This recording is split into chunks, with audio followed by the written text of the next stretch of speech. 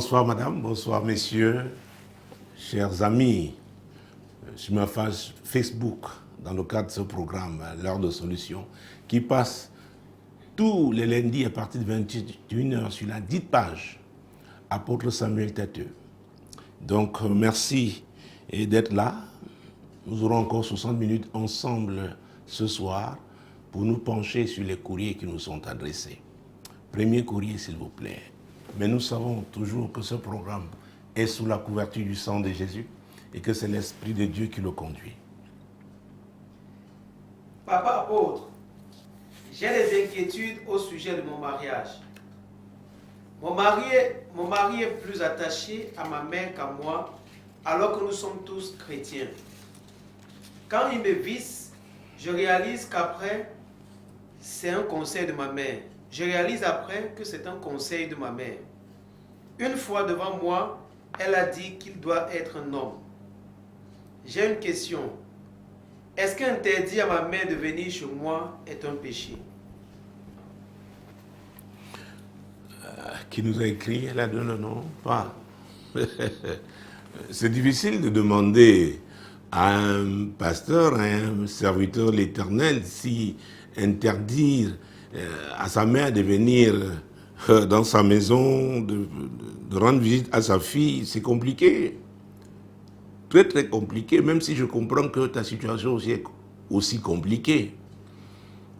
Je ne répondrai pas tout de suite. Parce que si tu avais été là, cher ami, je t'aurais posé un certain nombre de questions.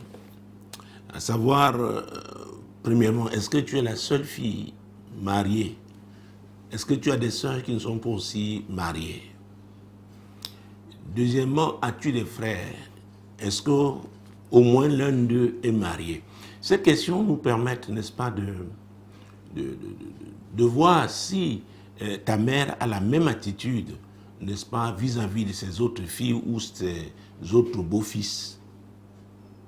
Mais comme tu n'es pas là, nous ne pouvons pas avoir des réponses à cette question. Mais il y a une qui est constante quand je parle du mariage, c'est la notion de vision. Pourquoi est-ce que vous vous êtes mariés? Qu'est-ce qui vous a mis ensemble? Qu'est-ce qui t'a convaincu que voilà l'homme que tu dois épouser, l'homme avec qui tu dois vivre sur cette terre pour accomplir, n'est-ce pas, une mission? Vraiment, quelle était votre vision? Parce que la vision, ça concerne deux personnes qui vont donc se mettre ensemble dans le cadre du mariage. Et ta mère ne pouvait pas être là. Parce que la situation peut se compliquer. Dans le cas où c'est ta mère qui a manœuvré pour te marier. Les gens me disent, mais comment est-ce que cela peut être possible? Ah oui, je me souviens d'une histoire d'un monsieur, il travaillait à l'époque dans une société qu'on connaissait bien ici à Douala, Bata, on connaissait au Cameroun. Bata existe encore ailleurs, mais ça n'existe plus au Cameroun depuis de nombreuses années, plus de 20 ans aujourd'hui. Et il n'avait pas un grand salaire, un gros salaire. Et c'était quelqu'un, selon cette femme, cette maman, un garçon de bien. Et parmi ses filles, elle avait une fille, n'est-ce pas, qui était vraiment, comment elle a dit ça, turbulente, une fille difficile. Et elle tenait à ce que, n'est-ce pas, sa fille devienne une mère de famille, qu'elle se range. Et elle avait donc identifié, n'est-ce pas, un jeune homme, ce jeune homme, n'est-ce pas, qui travaillait dans cette société Bata à l'époque, et qui était sérieux à ses yeux. Elle a donc commencé à manœuvrer. Manœuvrer, n'est-ce pas, en faveur de sa fille. Et le mariage a finalement eu lieu. Mais seulement, ce jeune homme était tellement attaché à sa belle-mère. Ah oui, quand il était en difficulté, il se tournait vers sa belle-mère. Vous savez, chez nous, on dit souvent, on parle de dépannage, c'est-à-dire quelqu'un qui vous donne de l'argent quand vous avez des problèmes. Sa belle-mère, elle faisait même des courses. Oui, elle allait aller très loin, elle faisait des courses même. Il arrivait qu'elle fasse des courses pour, n'est-ce pas, la maison de sa fille, donc son beau-fils. Elle le soutenait financièrement, lui avait acheté un terrain. Pour dire quoi?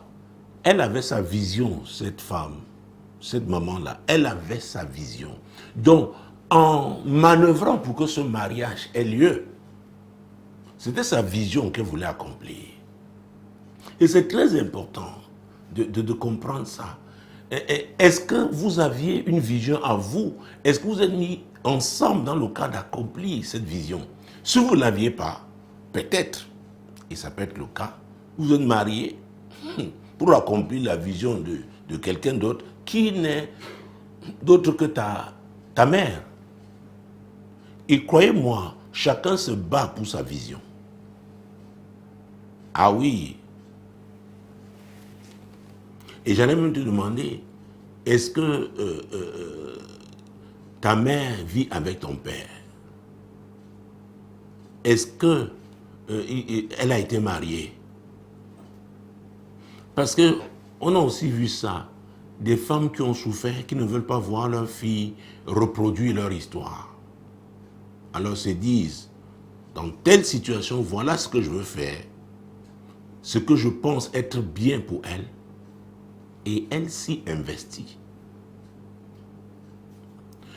Malheureusement, dans ce genre de cas, on accepte les cadeaux, on accepte tous les présents, on accepte l'argent, mais on ne veut pas aussi se soumettre à la vision du sponsor. Je suis désolé. Je suis désolé. Vous n'êtes pas seulement recevoir les biens, l'argent, et ne pas recevoir aussi les instructions. Donc, si elle dit à son mari, elle l'a fait devant toi, que soit un homme, c'est-à-dire qu'il est un peu comme un poltron, hein, quelqu'un de nonchalant, quelqu'un de peut-être léger même, qui accepte tout.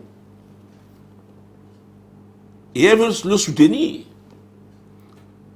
En le soutenant, elle travaille pour elle-même, pour sa vision. Et sa vision peut ne pas être mauvaise. Ça peut vous choquer, mais c'est la vérité. Sa vision peut ne pas être mauvaise. Ah oui, étant une femme avertie, connaissant les risques auxquels toi, ta fille, toi, sa fille, était exposée, elle a dit, elle te met en sécurité. Mais il faut quelqu'un capable donc d'assurer ta sécurité. Quelqu'un capable de veiller sur toi. Si tu avais été là, on aurait fait une rétrospective de ta vie. Si tu ne lui as pas causé beaucoup de soucis dans le passé, et que sa réponse a été que tu sois marié. Que tu sois marié. On a vu des femmes, d'ailleurs c'est la Bible qui le dit, c'est dans Proverbes chapitre 14, n'est-ce pas, verset 1. Prenons ce verset, puisque nous parlons du mariage, c'est un des versets aussi qu'on utilise dans le cadre du mariage, oui. La femme sage bâtit sa maison, mais la femme insensée la renverse de ses propres mains. Ah. La femme insensée. Si ta mère juge que tu es une femme insensée, elle pense peut-être déjà à ses petits-fils, et elle voit un mari sérieux, mais qui est faible. Oh, elle vient à son secours. Donc la vraie question est de savoir si tu es une femme sage. Parce que si tu es une femme sage, ton mari va bénéficier de ta sagesse. Il n'aura pas besoin, n'est-ce pas, de se faire aider, soutenir par quelqu'un d'autre. Je sais que ça peut surprendre plus d'une personne que j'aborde ce courrier dans ce sens. Mais écoutez, j'ai grandi dans un quartier difficile. J'ai vu, ah oui, dans notre voisinage, il y avait des filles difficiles.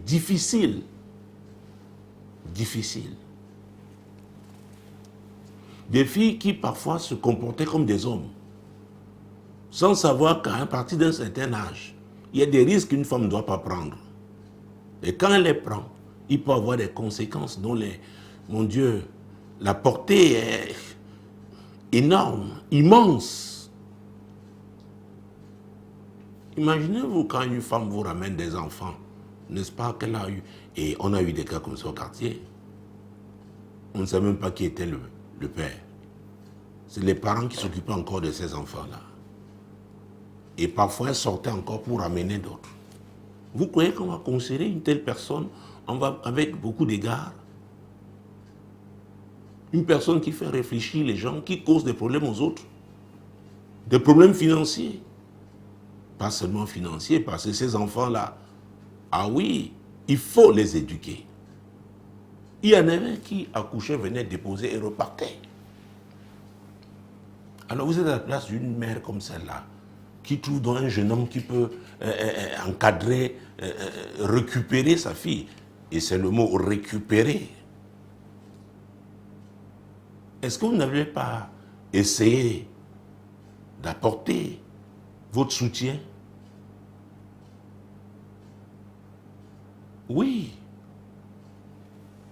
Il faut faire très attention. Et il peut arriver que ce soit une femme qui, n'est-ce pas, n'a pas fait d'enfant garçon. Et elle a vu en ce jeune homme le garçon qu'elle a toujours voulu avoir. Donc, elle veut le voir solide, le voir réussir. Peut-être elle compte sur lui pour sa propre famille. Peut-être pour avoir fait des garçons, mais qui sont tous des feignants. Elle dit, celui-ci au moins, il va veiller sur mes biens. Je travaille très dur, mais si je n'ai pas quelqu'un qui a une bonne moralité, quelqu'un de consciencieux, quelqu'un de, mon Dieu, c'est très compliqué. Vous savez, quand vous lisez Genèse chapitre 24, la Bible parle d'Abraham qui était âgé. Dieu l'avait béni en toutes choses. Mais Abraham avait un souci, sa postérité. Qu'allait-elle devenir concernant la grande vision qu'il avait commencée avec Dieu? C'est pourquoi il a envoyé le plus ancien de ses serviteurs, l'intendant de tous ses biens, à la recherche de la femme qu'Isaac devait épouser. Ah oui! Dans certaines régions encore de ce monde, les familles sont très impliquées dans le choix que leur fille doit faire, que leur garçon doit faire, parce qu'il y a des choses à préserver. Il ne faut pas un type d'aventurier ou d'aventurière qui va saccager tout. Ah oui. Vous allez beau me dire, il y a une influence culturelle. Ah oui. En fonction des régions, en fonction des zones, il y a une influence culturelle, n'est-ce pas, sur le mariage. Vous vous souvenez avec Jacob, son beau-père Laban lui avait dit, ce n'est pas la coutume en ce lieu que la cadette se marie avant l'aîné. Donc vous vous retrouvez là-bas, vous vous soumettez à ça. Peut-être ta mère, parmi ses sœurs, peut-être la plus dynamique, mais la plus fragile, elle recherchait quelqu'un qui va lui apporter cette force. Quelqu'un sur qui elle va s'appuyer. C'est vrai que nous devons nous appuyer sur Dieu, mais Dieu aussi envoie des gens. Nous devons identifier ces gens, bien les traiter, leur donner la place qui est la leur, qu'ils doivent occuper, pour qu'ils, n'est-ce pas, portent, n'est-ce pas, les responsabilités qui leur reviennent. C'est très compliqué cette affaire. Alors, si tu es une femme insensée, on te laisse avec cet homme, si on ne le soutient pas, tu vas tout casser. Et après, tu vas te retrouver dans des problèmes. On a vu des gens, n'est-ce pas, ils sont des femmes insensées, qui scient la branche sur laquelle, n'est-ce pas, elles sont assises. Et après, elles se mettent à pleurer. Pourquoi elles n'ont pas vu le danger? Donc, quand ta mère, ton mari s'entend bien avec ta mère, est-ce que c'est pour te détruire? Il y a une différence entre la liberté et le libertinage. Et tu dis que vous êtes tous chrétiens. Tu es quel genre de chrétien? Alors, est-ce que tu as eu à en parler à ton pasteur? Est-ce que tu as eu à en parler, si ce n'est pas le même pasteur, au pasteur de ta mère? Ton mari est chrétien. Donc c'est toi la meilleure chrétienne de tout ce monde-là. Permets-moi de mettre des réserves. Ah oui. Ah oui. C'est compliqué, hein? Vous savez, vous donnez un exemple, c'est dans Genèse 41. Comment même quand quelqu'un doit exercer certaines responsabilités, on se rassure. Vous voyez que Abraham l'avait fait en son temps, mais ici c'est en Égypte. Et Genèse chapitre 41, verset 45. Pharaon appela Joseph du nom de Tchaphas Péenach, et il lui donna pour femme Asnath, fille de Potiphéra, prêtre d'Ouan. Et Joseph partit pour visiter le pays d'Égypte. Vous voyez, nous connaissons l'histoire de Joseph, ce jeune homme qui avait été vendu par ses frères, s'est retrouvé en Égypte, injustement, comme esclave, injustement se retrouvant en prison. Et maintenant, Dieu le visite. Et ça entre dans l'accomplissement, n'est-ce pas, des promesses que Dieu lui avait faites, les rêves qu'il avait eus. Il devient gouverneur en Égypte. D'autres parlent de premier ministre en Égypte. Mais Pharaon, qui l'établit, réalise que pour ce niveau de responsabilité, il ne doit pas être seul. Il ne doit pas être seul. Et c'est quoi le mariage? Vraiment, à toute sa place. Il faut comprendre. Dieu a intérêt à ce que les gens se marient conformément à sa volonté. Parce que c'est pour accomplir ses desseins. C'est pour sa gloire. C'est pourquoi certaines considérations qui peuvent être apparentes, qui peuvent être d'ordre esthétique, etc., parfois Dieu se fiche de ça. Parce que tu ne comprends pas, n'est-ce pas, la portée de ce qu'il veut faire. Et tu restes au premier degré. Alors que, vous savez, quand je parlais des visions tout à l'heure, s'agissant du mariage, la vision à voir avec l'avenir. Or, les yeux qui parlent la vue parlent du présent. Cette mère vous regarde l'avenir peut-être. Peut-être c'est ça qui l'intéresse. Et elle dit, c'est ce garçon qui peut conduire ma fille et mes petits-enfants. Et peut-être va relever mon nom. Même si on peut dire, mais pourquoi une femme peut parler son nom? Je vous dis encore qu'il y a des réalités culturelles. Ah oui, il y a des réalités même familiales. Parfois, c'est dans un camp. Tout le monde se moque de toi. Tes enfants sont des fainéants. Tu essayes, tu n'arrives pas. Ils dilapident, ils gaspillent. Maintenant, tu vois quelqu'un qui peut devenir ton beau-fils et qui va t'aider. Oh! D'ailleurs, mon Dieu. Ah, prenons Exode. Exode, très bien, très bien. Oh, merci Saint-Esprit. Mon Dieu, mon roi, Jésus-Christ de Nazareth. Mon Dieu. Chapitre 2, Exode 2, verset 18 et suivant. Quand elle fut de retour auprès de Ruel, leur père, il dit, « Pourquoi revenez-vous si tôt aujourd'hui ?» Elle répondit, « Un Égyptien nous a délivrés de la main des bergers, et même il nous a puisé de l'eau et a fait boire le troupeau. » Et il dit à ses filles, « Où est-il? Pourquoi avez-vous laissé cet homme? Appelez-le pour qu'il prenne quelque nourriture. » Moïse se décida à demeurer chez cet homme, qui lui donna pour femme Séphora, sa fille. Hey! Vous voyez, ce n'est même pas une femme ici, c'est un homme qui parle. Et on ne sait pas où sont les... On ne nous parle pas de sa femme. Peut-être il était veuf. Il avait des filles qui étaient des bergères. Mais qu'est-ce qui se passait? Peut-être on lit un peu plus haut, revenir un peu plus haut là, pour, oui, allons voir ce qui s'était passé. Mon Dieu, mon roi. Verset 16. Le sacrificateur de Madian avait 7 filles. Elles vinrent puiser de l'eau et elles remplirent leur huc pour abreuver le troupeau de leur père. Les bergers arrivèrent et les chassèrent. Alors Moïse se leva, prit leur défense et fit boire le troupeau. Quand elles furent de retour auprès de Ruel leur père, il dit, « Pourquoi revenez-vous si tôt aujourd'hui » Elles répondirent, « Un Égyptien nous a délivrés de la main des bergers, et même il nous a puisé de l'eau et a fait boire le troupeau. » Et il dit à ses filles, « Où est-il? Pourquoi avez-vous laissé cet homme?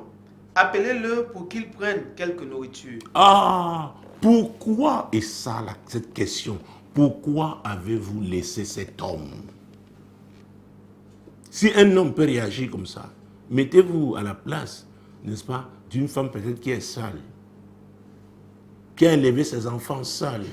Elle s'est toujours battue seule. Maintenant, elle trouve un homme rare, un homme qui peut, n'est-ce pas, encadrer son monde, encadrer sa famille. Si j'ai trop, c'est un prêtre, hein, un sacrificateur, il a compris ça. Tout à l'heure, nous avons parlé de Pharaon. C'était le roi d'Égypte, l'homme le plus puissant de la terre à l'époque.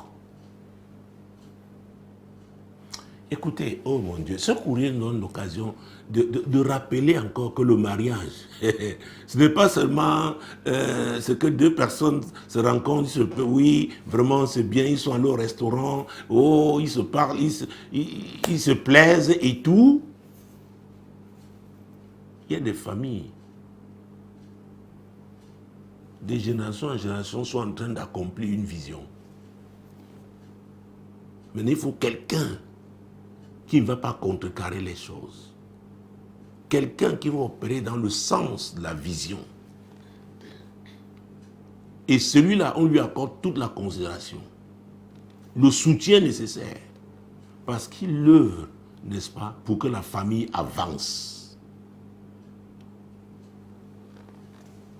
Je sais que tu n'es pas très d'accord avec ça, mais je t'ai posé une question simple. Est-ce que ta mère, ce qu'elle fait là, c'est pour bâtir?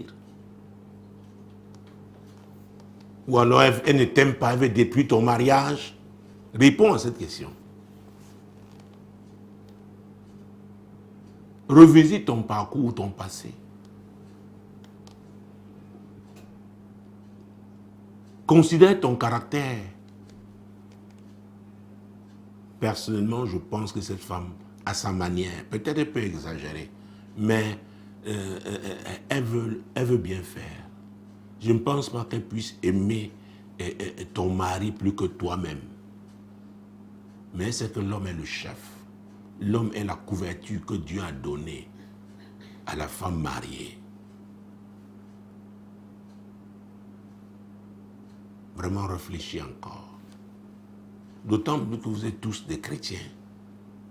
Donc vous appartenez à la même famille. La famille de Christ. La famille de Christ. Je sais qu'il y a des gens qui, en voulant trop bien faire, peuvent devenir nuisibles. Mais il faut demander à Dieu la sagesse, n'est-ce pas, pour essayer de limiter son champ d'action. Mais si cet homme est vraiment ton époux, c'est-à-dire que vous vous retrouvez en tant qu'époux, vous pouvez parler de ça. Et comment tu arrives à réaliser que chaque fois que ton mari te visse, et le mot là même, parce que ce sont des gens durs et difficiles qui utilisent souvent les mots comme ça. Quand ton mari te visse, ce que c'est ta mère. Alors, si tu es quelqu'un qui dilapide, il faut bien qu'on te visse. Oui, parce qu'il faut épargner. Il faut penser à l'avenir. Peut-être ton mari est un béni, oui, il te laisse faire, mais ce qui croit être l'amour là, peut le faire regretter demain. Oui. Alors, si ta belle-mère donne des conseils à ton mari et te visser parce que vous devez avancer, parce que vous devez investir, alors ce sont des bons conseils. Ce sont de bons conseils. Est-ce que tu n'as pas de tante? Est-ce que tu n'as pas... Parce qu'on a parlé église, il y a tellement de personnes que tu peux consulter. Et ton pasteur, si vous n'avez pas le même pasteur, le pasteur de ta mère, bon, il y a des anciens d'église, mais même en famille. Dis-moi un peu, quelle est ta réputation? Et ça, c'est très important. Ah oui, quelle est ta réputation? Parlons de ça. Parce que quelqu'un qui a une bonne réputation, c'est qu'il y a des gens même déjà qui ont eu à parler à ta mère, qui hey, fais attention, nous connaissons ta fille, c'est quelqu'un de responsable. Tu es trop présente dans son mariage. Et d'ailleurs, si cette bonne réputation aussi était là, je ne vois pas quel intérêt aurait ton mari à écouter vraiment ta mère comme il le fait. Et il peut arriver que tu sois une femme de commandement. Tu veux prendre la place de l'homme. Et la mère dit non, ce n'est pas comme ça. Quand une femme le fait, son mariage ne peut pas être béni. Elle dit non, un homme, tu es trop mou, tu es trop faible. Sois un homme, prends ta place. Peut-être elle peut utiliser les mots pas appropriés, mais l'idée, quelle est l'idée? Ah oui. Vous savez, il y a une histoire dans la Bible. Pas une histoire, mais c'est Ézéchiel qui raconte l'histoire, n'est-ce pas, de la lionne. Je pense que c'est dans Ézéchiel, chapitre 19. Pour vous dire que les femmes peuvent avoir aussi leur vision. Mon Dieu, mon roi, Jésus-Christ de Nazareth. D'ailleurs même, souvenez-vous, ah oui, voilà encore un bon exemple.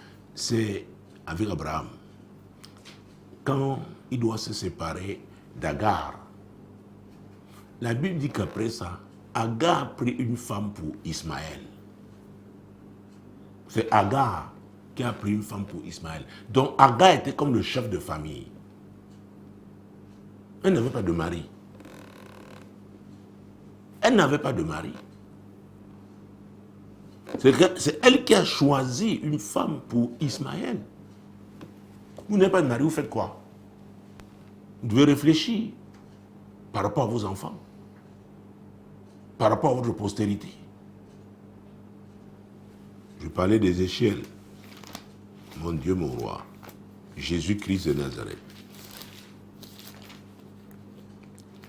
Je crois que ça doit être le chapitre 19. Oui, verset 2, n'est-ce pas, mon Dieu, à 7. Et dit, ta mère, qu'était-ce? Une lionne. Elle était couchée parmi les lions. C'est au milieu des lionceaux qu'elle a élevé ses petits. Elle éleva l'un de ses petits, qui devint un jeune lion, et qui apprit à déchirer sa proie. Il dévora des hommes. Les nations entendirent parler de lui, et il fut pris dans leur fosse. Il mit une boucle à ses narines et l'amenèrent dans le pays d'Égypte. Quand la lionne vit qu'elle attendait en vain, qu'elle était trompée dans son espérance, elle prit un autre de ses petits et en fit un jeune lion.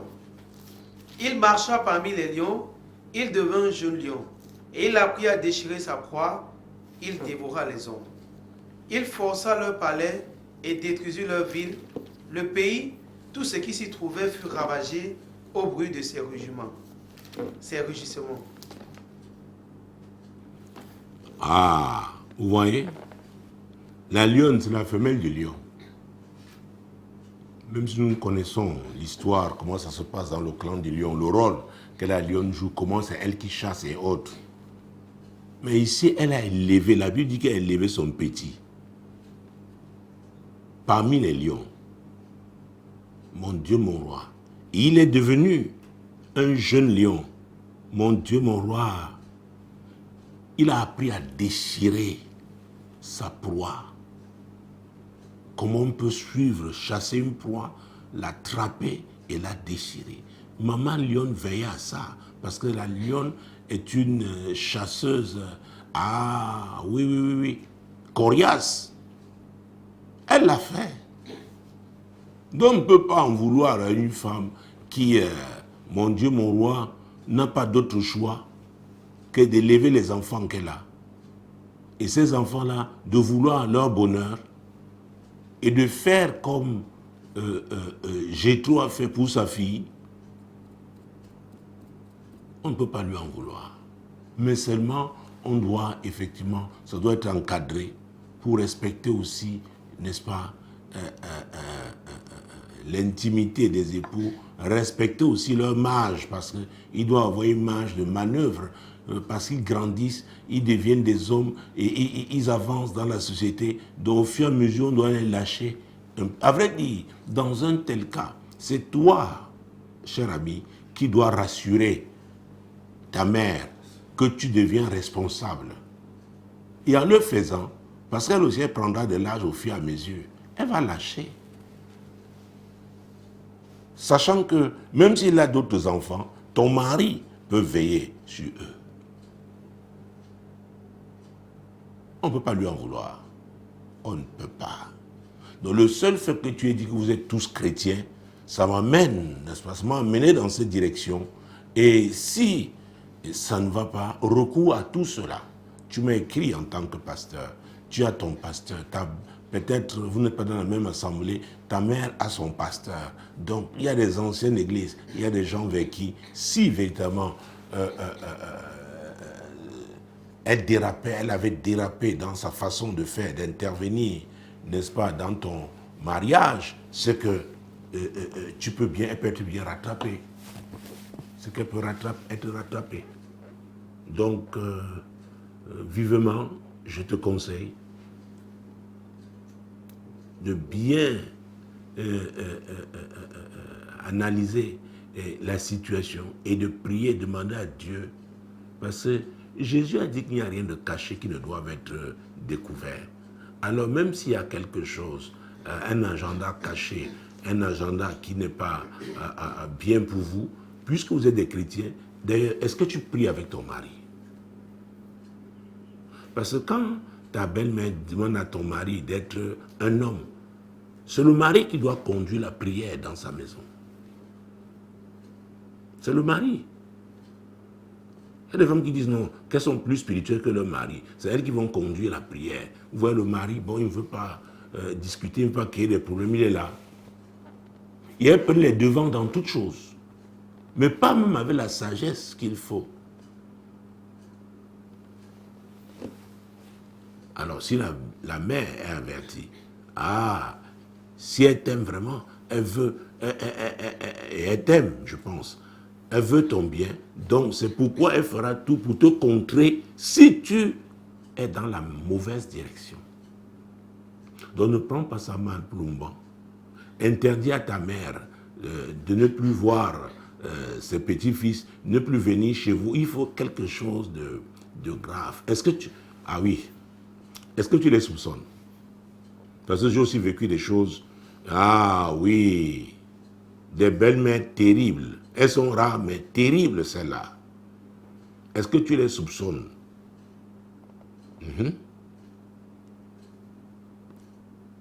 Est-ce que tu les soupçonnes? Tu les soupçonnes. Parce qu'à vrai dire, ça ne peut pas être mis sur une même balance. Quelqu'un qui a sa femme, et sa femme peut être mal parce que sa belle-mère intervient dans son foyer. Le mari, naturellement, veut que sa femme soit heureuse. Donc, il va tout faire pour écarter quiconque ou alors éloigner quiconque trouble sa femme. Parce que sa femme est troublée, c'est son mariage qui est troublé. Alors, parce que tous les chrétiens, tu ne peux pas la soupçonner d'avoir des relations bizarres avec ton mari. Tu ne peux pas. Est-ce que, bon, elle arrive à, je ne veux pas dire soutirer, mais peut-être ton mari lui donne beaucoup d'argent sans ton consentement et tu aurais voulu que l'argent passe par toi. Peut-être c'est ça. Vous savez, l'argent aussi crée des problèmes. Est-ce qu'il y a des interventions dans ta famille que ton mari fait sans ton avis, sans ton aval, toi qui connais bien la famille, est-ce que, tout ça, ça se discute. Et vraiment, ce n'est même pas si grave. Si nous savons prier, n'est-ce pas, pour demander des choses à Dieu, vous croyez que lui qui donne le mariage, lui qui suscite le mariage, il n'est pas intéressé au bonheur des époux? Il faut prier, lui présenter la situation. Encore une fois, Jésus a dit qu'il n'y a rien de caché qui ne doit être découvert. Et parce que c'est ton mari, tu es en position légale. Si tu cries à Dieu par rapport à une situation qui ne va pas, et si tu as raison, Dieu interviendra.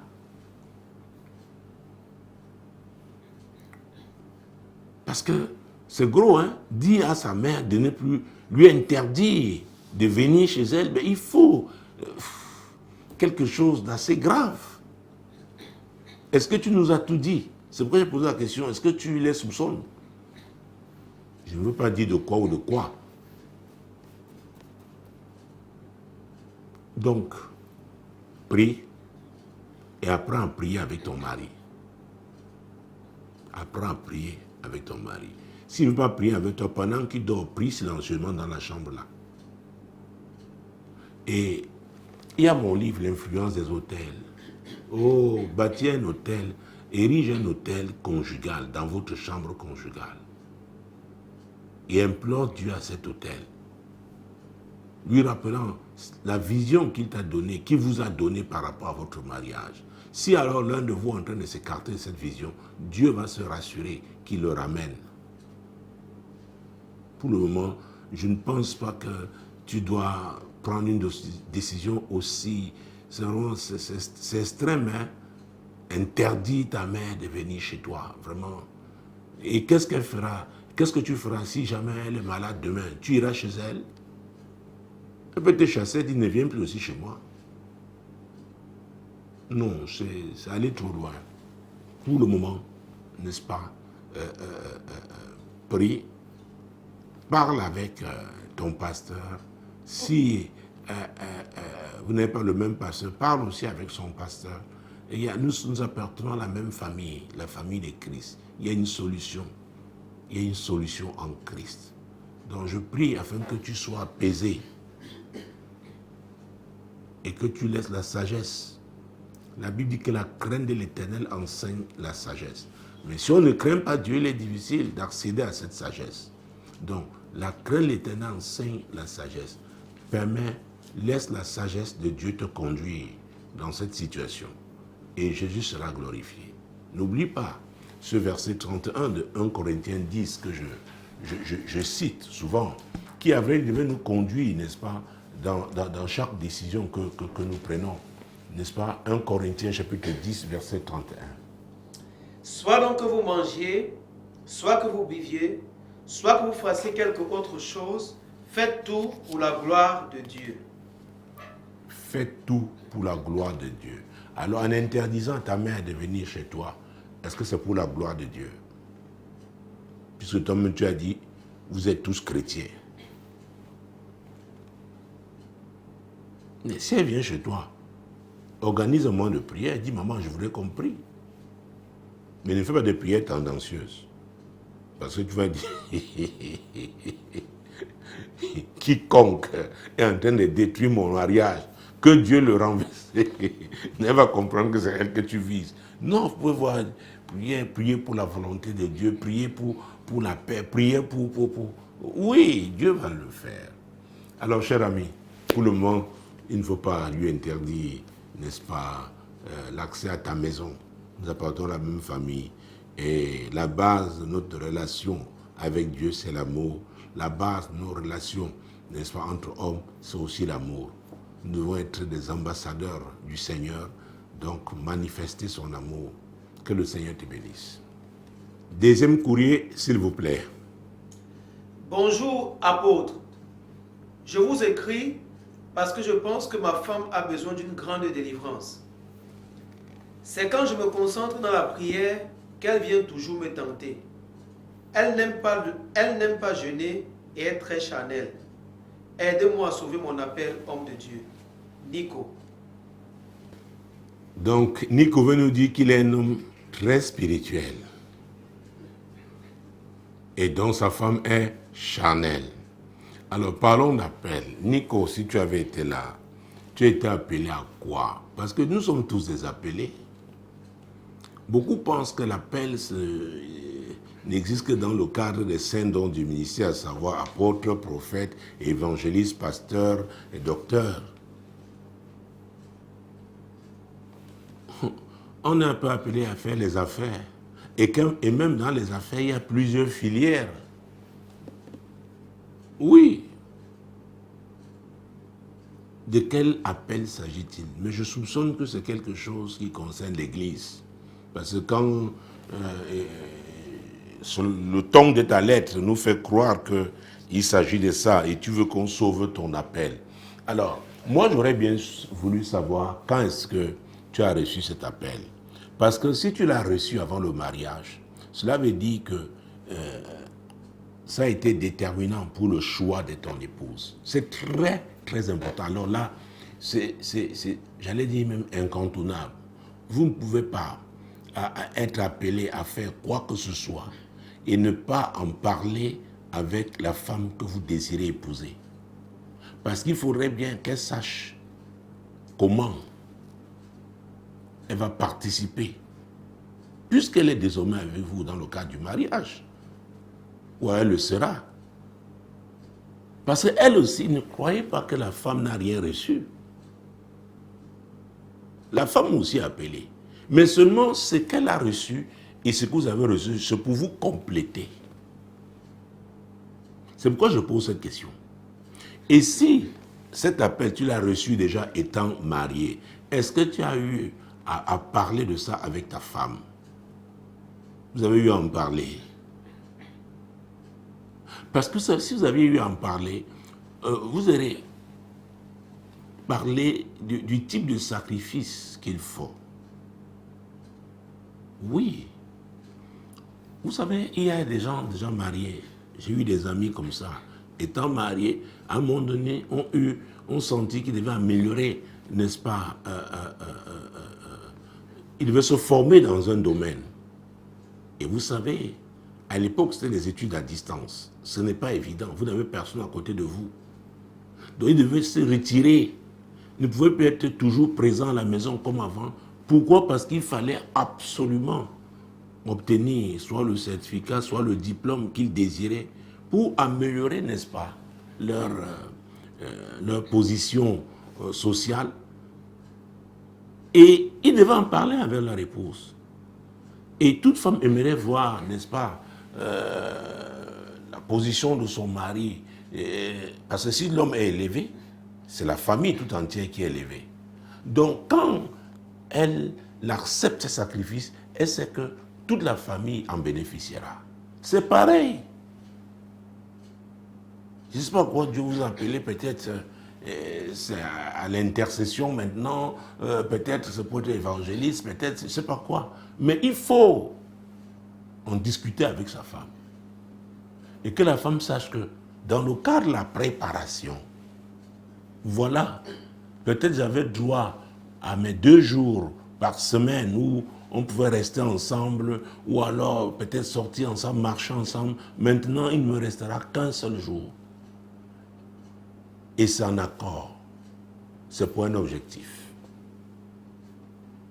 Et parce que tu parles de sauver ton appel, tu dis que ta femme est charnelle. Chaque fois que tu veux te concentrer, je veux penser qu'il s'agit du jeûne et de la prière. Alors, parlons-en. Est-ce que ton pasteur est au courant? Je dois vous dire, si Dieu vous a appelé à opérer dans un cadre, dans un couloir qu'il a décidé pour vous, votre Père, votre Mère dans la foi, saura. C'est pourquoi je fais très attention à ces gens qui me disent qu'ils ont un ministère pour le corps de Christ. Tous ceux qui me l'ont dit dans cette ville, il y en a qui sont des épaves aujourd'hui. Il y en a qui, mon Dieu, c'est la désolation. Parce qu'en réalité, il s'agissait des gens qui voulaient être libres. Libres de faire ce qu'ils veulent. N'être sous le contrôle de personne, sous la supervision de personne. Et quand on est dans cette voie-là, c'est une voie catastrophique. Oui, catastrophique. Je dis bien eux tous. Il y en a même qui ont changé de ville. Et les informations qui me parviennent ne sont pas bonnes du tout. Que ce soit dans le cadre, comment dire, en dehors de l'église, n'est-ce pas? Si c'est dans la famille, le père saura. Au moins la mère saura. Quelqu'un des parents va savoir. Prenons des exemples. Jésus-Christ de Nazareth. Genèse 25. Oh mon Dieu, mon roi. Genèse 25.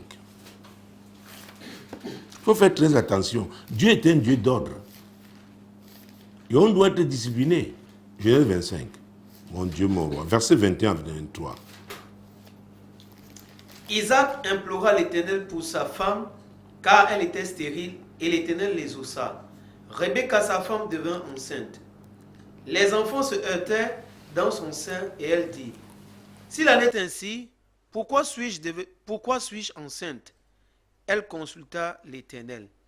Et l'Éternel lui dit, 2 nations sont dans ton ventre, et 2 peuples se sépareront au sortir de tes entrailles.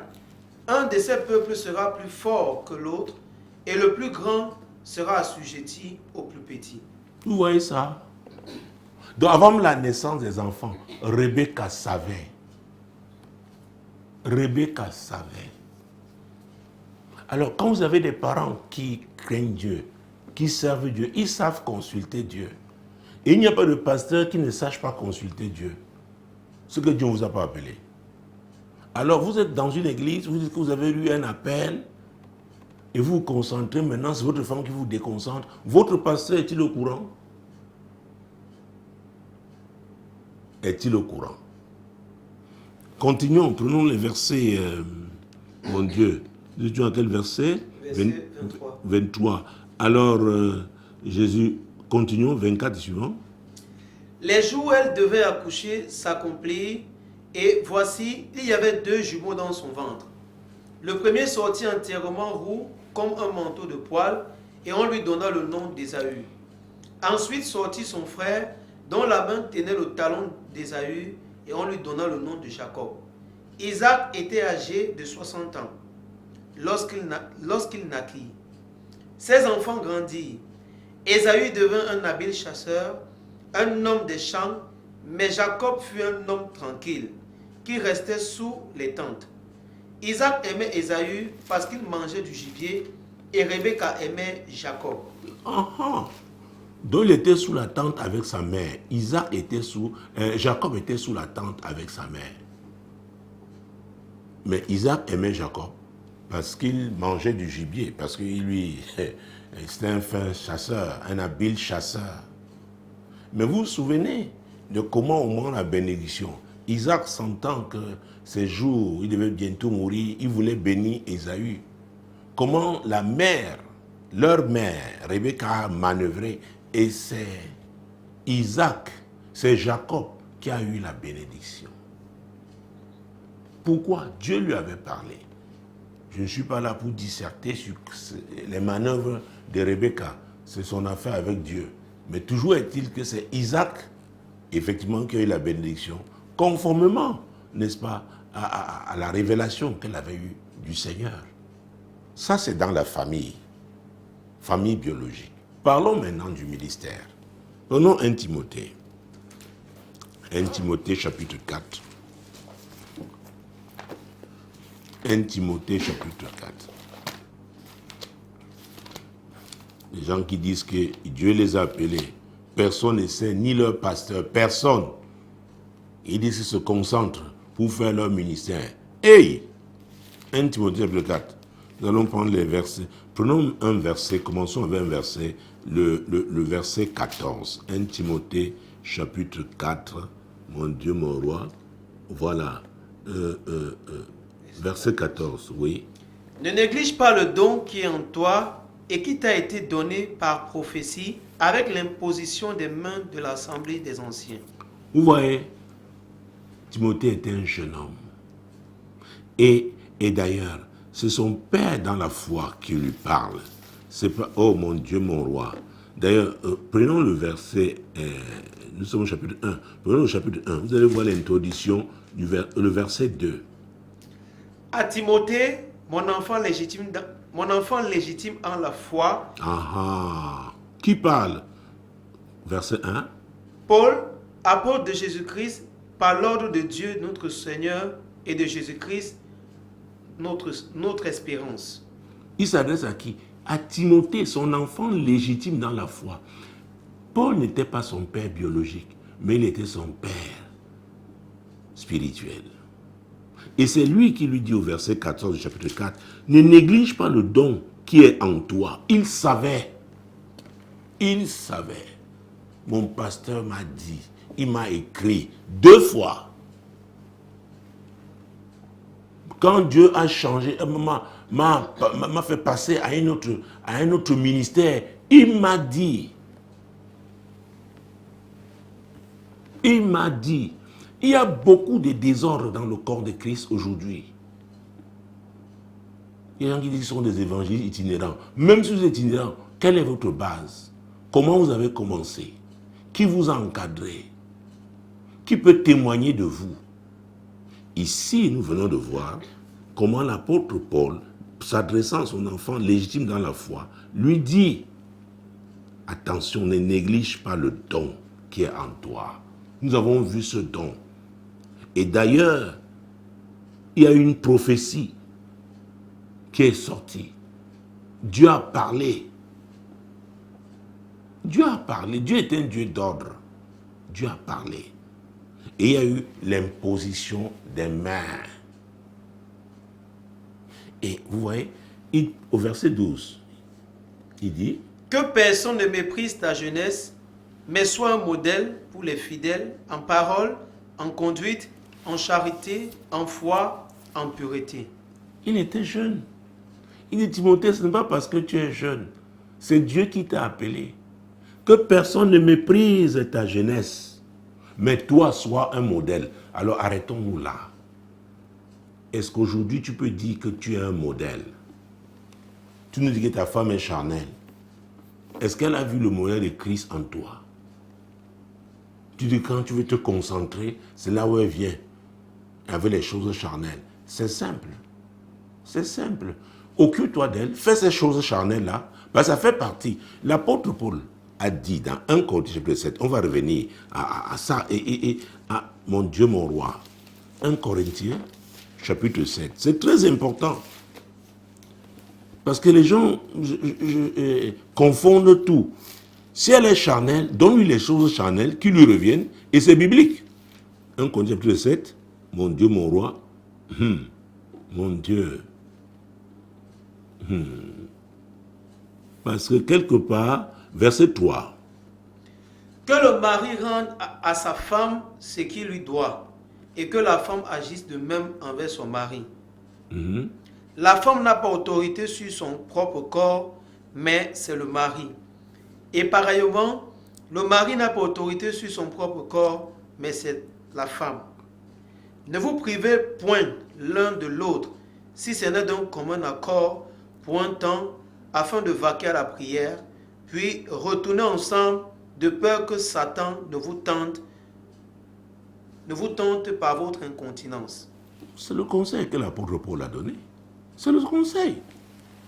Donc, si tu sens qu'elle est charnelle, satisfais-la au plan charnel, et après, va t'occuper, va te concentrer.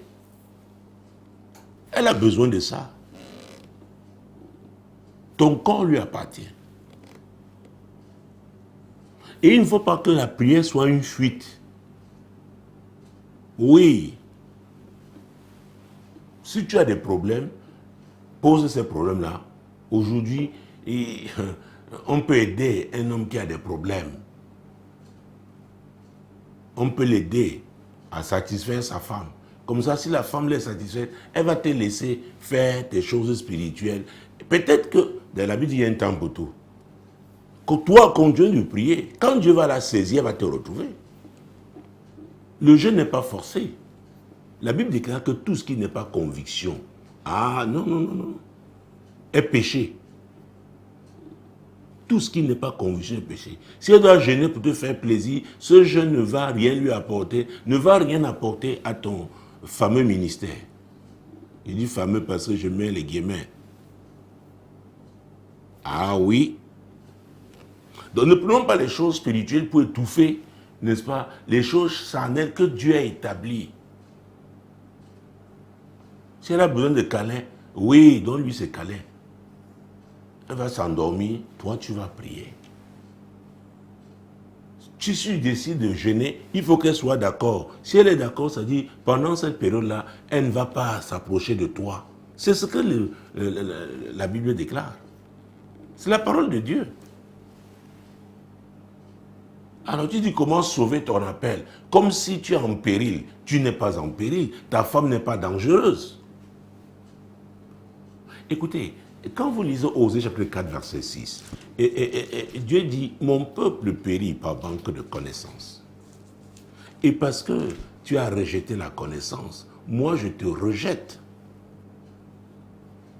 C'est pourquoi il est important de se référer aux aînés dans la foi, des aînés dans le ministère. Ah oui, c'est pas parce que vous gênez beaucoup que vous allez exceller dans le ministère. Si vous gênez dans un environnement, n'est-ce pas, de frustration, un environnement, n'est-ce pas, où il n'y a pas la paix, parce que votre femme n'est pas en paix, votre femme n'est pas épanouie, vous n'irez nulle part. Et je dois vous dire, si votre femme ne croit pas en votre ministère, vous n'allez nulle part. Je vous assure. Et s'il y a quelqu'un qui doit œuvrer pour votre préservation, c'est votre épouse ou votre époux. Donc s'il n'est pas encore convaincu, je pense que le premier point de prière est garder-le jusqu'à ce que Dieu le saisisse ou la saisisse. Parce que vous devez opérer ensemble. Même si Dieu t'a révélé ton ministère étant déjà marié, il savait que tu étais marié, il connaît la femme que tu as plus que toi-même. Il y a quelque chose que tu ne sais pas encore. Va dans la présence de Dieu, Dieu te parlera à ta femme. Il te parlera d'elle. Donc ne crois pas que ton ministère est en péril. Non, ton ministère n'est pas en péril. Cherche à connaître ta femme. Ah oui, cherche à satisfaire ces besoins qui sont vraiment, sont des besoins normaux. Oui. Et comme ça, ayant la paix chez toi, tu vas faire ce que Dieu t'appelle à faire.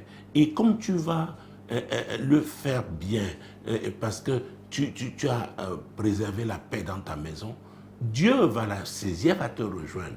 Et il a dit à Timothée, sois un modèle. Donc, sois un modèle pour ta femme. Sois un modèle. Quand elle vient te solliciter, oh, prends-la dans tes bras.